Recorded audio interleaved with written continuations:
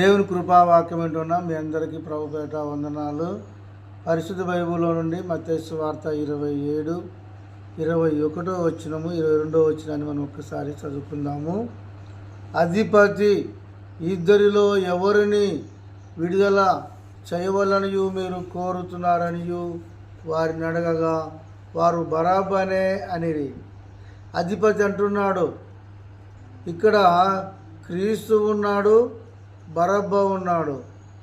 ఇద్దరిలో ఎవరిని విడుదల చేయాలి, ఎవరును శిలువకి అప్పగించాలి మీరు చెప్పండి అని వాళ్ళని అడిగినప్పుడు వాళ్ళందరూ కూడా ఏక మనసుతో ఏక స్వభావముతో ఒకరికొకరు ప్రేరేపణ కలగజేసుకొని వాళ్ళు అంటున్నారు, మాకు బరబ్బనే విడుదల చేయము అని వాళ్ళందరూ ఏక మనసుతో అంటూ ఉన్నారు.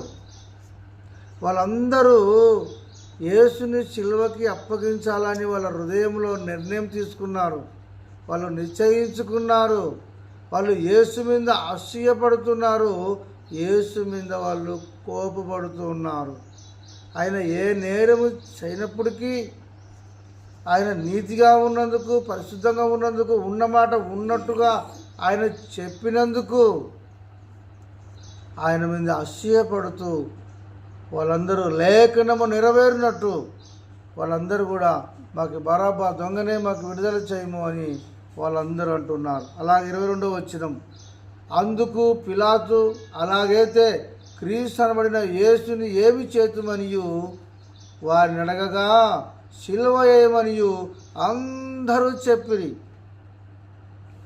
బరబ్బా దొంగను విడుదల చేయమని మీరు అంటున్నారు కదా, అయితే క్రీస్తు అనబడిన యేసుని ఏం చేద్దాం అని పిలాతు వాళ్ళని అడిగినప్పుడు వాళ్ళందరూ కూడా ఏక మనసుతో అంటున్నారు, అడగగా సిలువ వేయండి, సిలువకి అప్పగించండి, సిలువ వేయమను అని చెప్పేసి అందరూ చెప్పిరి.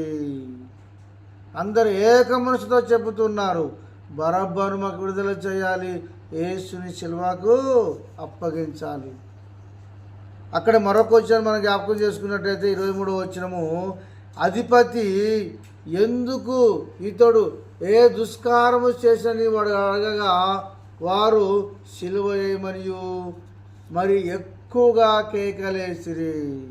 అధిపతి అంటున్నాడు, ఈయన ఏ దుష్కారము చేసెను, ఏ నేరము చేసెను, ఈయనలో మరణానికి సిలువకు అప్పగించవలసిన తప్పు ఏమి చేశాడు ఈయన అని అడిగినప్పుడు దానికి సమాధానం వాళ్ళు చెప్పకోకుండా వాళ్ళందరూ ఏమంటున్నారంటే ఎక్కువగా అల్లరి చేస్తూ ఉన్నారు. ఎక్కువగా వాళ్ళందరూ ఏం చేస్తారంటే కేకలు చేస్తున్నారు.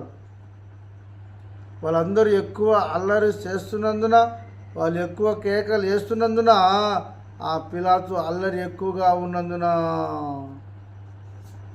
ఎమ్మడే బరబ్బను విడుదల చేసి యేసు ప్రభుని సిలువకి అప్పగించినట్టు మనము చూస్తున్నాం.